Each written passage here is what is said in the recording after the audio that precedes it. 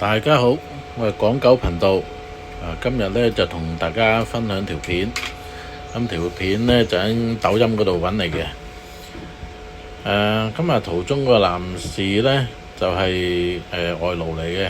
咁同呢個差人咧可能有啲意見。因為查佢身份證啦，咁佢就寫住第三次真可戶咁樣啦。究竟係咩事呢？咁大家睇睇條片先。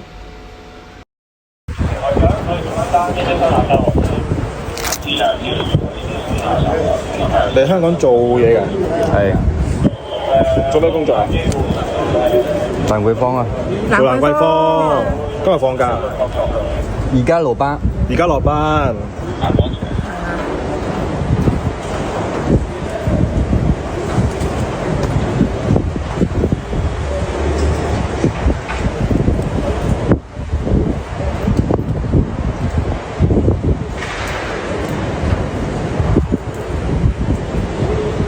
好，唔該晒蔡生。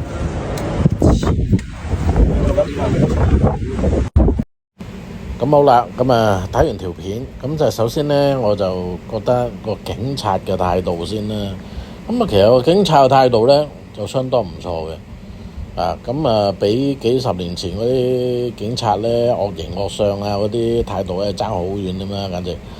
我幾廿年前呢，都俾啲差佬查身份證嘅。第一次呢，就學生哥嘅年代啦嚇。嗰陣時我哋入去遊戲機鋪咁樣，遊戲機鋪係着住校服噶嘛。喺個門口呢，就有啲膠紙嘅，俾你封住個校章嘅。封咗校章先係入得去嘅。嗰陣時查身份證就成班嗰啲差人一衝入嚟，跟住問你邊間，即係問你邊間學校啊？有冇身份證啊？冇身份證、學生證啊咁樣。即係個態度都係麻麻地嘅即係幾惡咁樣唔似而家第二次喺邊度咧？喺沙田嗰陣時我嗰陣時都出嚟做嘢嘅。不過我嗰陣時大概食完飯就8、9點到啦。着住條短褲，踢住對拖鞋帶住個 Walkman 咁寫興 Walkman 咁樣。通街行咁樣，行城門河邊咁樣，聽下歌咁樣，散下心咁樣。跟住我就喺個河邊行啦，行下咧，就有3個男母子咧走過嚟截住我咯喎。佢就問我：喂，你去邊㗎？我就話冇啊，我喺度散步啫嘛咁樣。咁恐怖，攞身份證嚟。跟住問我攞將個袋嗰啲嘢啦，攞晒出嚟俾佢睇啦咁樣，跟住就查我身份證啦 ，call 翻上台啦咁樣，check， 冇問題咧，佢就俾翻咗身份證我啦，話今夜啦，唔好四圍行啦咁樣，即係個態度就同而家係爭好遠嘅。不過又咁講，嗰陣時嗰個年代有好多咩省港旗兵啊，成啲黑社會又多係嘛？所以嗰啲差人呢就會比較惡啲嘅。又講翻片中嘅警察啦，同埋聽到呢最後個警察呢仲非常好禮貌咁樣對翻嗰個男事主講：好啊，唔該晒蔡生咁樣，即係嗰種態度係非常好即係起碼你俾佢查完身份證，佢耽誤咗你時間但係你都會舒服啲咯，個感覺係咪？而個男事主呢，就回應翻個警察嗰句話呢，就叫黐筋。唔知大家有冇聽到啦？大家可以仔細啲去聽嘅。其實嗰個男事主呢，就好唔耐煩，好不滿嘅啦。個警察喺度查身份證，可能已經係查過去3次嘅原因啦。所以今次佢呢，就開咗個 cam。就對住個警察，就錄低晒佢查身份證個程序，再抌上抖音，好似疑似上想公審警察佢咁嘅檢查行為。咁啊，繼續講翻片中嘅對話啦。咁啊，嗰個男人呢，就即係講嘢呢，就有啲問非所答啊，即係九唔搭八嘅，正所謂。因為個警察呢，就問佢：喂，做咩工作啊？咁樣。但係佢呢，就答蘭桂坊。做咩工作啊？蘭桂坊啊。做蘭桂坊。啊，咁啊，究竟蘭桂坊係做咩呢？做酒吧侍應啦，餐廳廚房啦，還是係做掃街啊？係咪？咁啊，睇睇個評論區咯喎，咁啊仲精彩。咁啊，佢自己呢，就喺個評論區度啦。我想建個外勞群，把大家擰成一股力量，讓那些新人不被欺負啊！讓後來啊避免踩黑。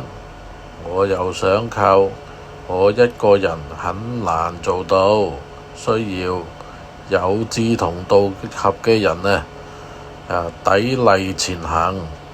咁啊，即係想用呢個群眾力量咯喎。咁啊，呢個群眾力量啊，究竟係咩意思嘅呢？咁我哋啊好難猜測啊。佢想俾壓力呢個香港警察啦，還是係咩呢？還是係將佢自己喺做呢個網絡判官呢？即係將所有唔合理對我哋外勞唔合理嘅嘢就抌上網去批判呢？咁啊唔清楚啦嚇。咁啊拭目以待啦。但係從呢件事呢，亦都反映到呢，就係話啲外勞呢，其實嚟到香港呢，都好難適應，又適應唔到香港嘅文化啦，又或者佢諗得香港揾錢應該遍地黃金好容易賺錢唔係咁辛苦即係可能即係喺佢嘅幻想同現實之間係有個落差嘅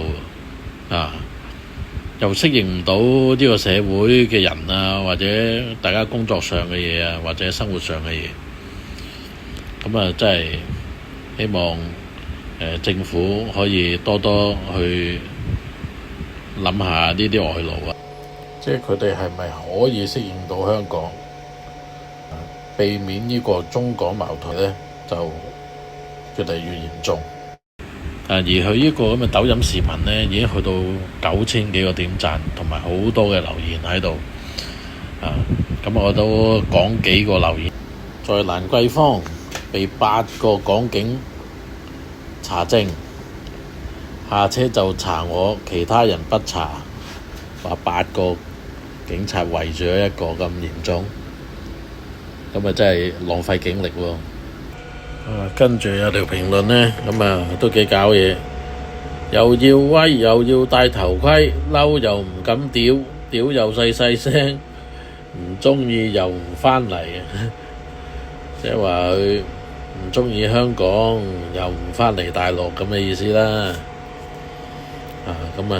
佢 IP 係廣西人嚟嘅，廣西都好多都識廣東話嘅，唔怪得知佢呢句咧咁押韻亦都有啲留言就話香港咧查身份證咧係好正常嘅啫，就冇歧視嘅意思嘅。當事人就留言覆返去咧，就話俾人哋搜身咧就有啲反感。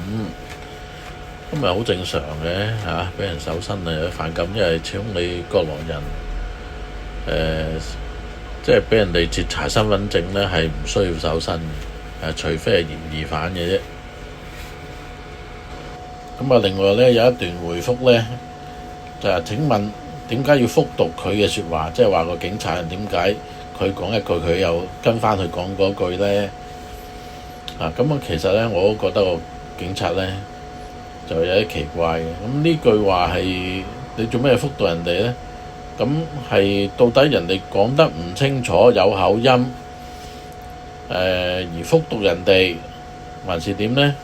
可能呢個係佢哋警察內部嘅指引，唔出奇因為你嗰啲廣東話唔係純正口音，所以就要復讀一次，睇下有冇理解錯誤咁樣啦。有咁嘅可能性啦。但係咧，我覺得都有少少帶有藐視嘅成分啊！正所謂講嗰個無心，但係聽嗰個人咧就有意，係咪？就咁嘅情況。好啦，今日就同大家分享住咁多先。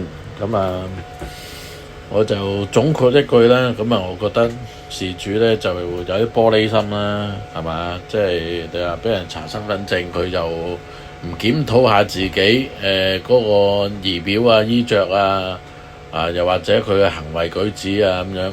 因為你嘅行為舉止好似即係閃閃縮縮啊咁樣都會引起警察對你嘅懷疑噶嘛，係咪？即係我希望呢，國內嘅同胞啊，特別係一啲外勞啦咁樣，因為佢長期逗留喺香港嘅，咁自己留意下自己咯嚇，唔好將個問題呢就覺得係人哋嘅問題嚇。咁希望大家呢就關注下我點個鐘仔咁我每日都會更新呢啲片嘅大家可以喺評論區嗰度留言討論下咁樣啦。OK，咁下次再見，拜拜。